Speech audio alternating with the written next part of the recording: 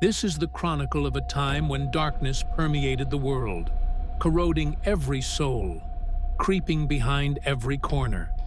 Shadows seemed longer every passing moment, and fear was the only emotion you weren't afraid to express.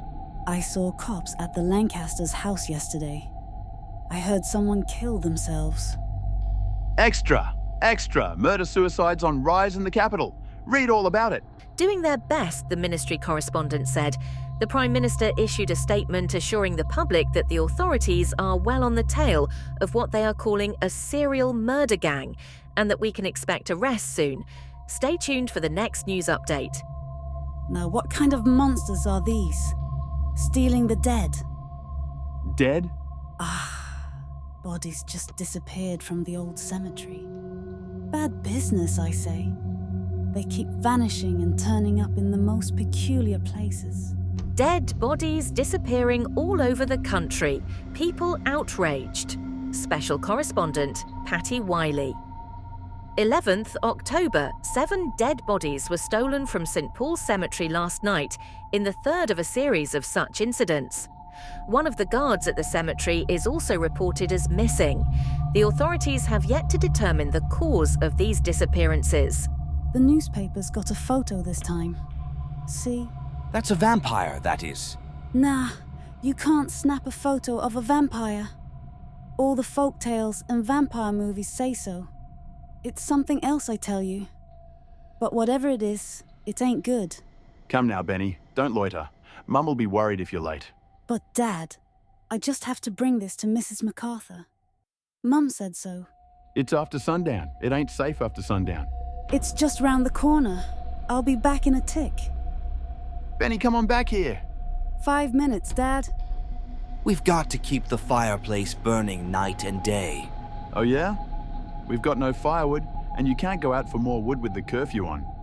Who's feeding you this bullshit? The priest, he says. What's he know about all this? Shh, not so loud. He says it's for protection from the devil. Those things are the devil. The girl, miss, I frankly think she's gone mental. Hush, Dr. Winthorpe. You're a doctor. And why would you say so?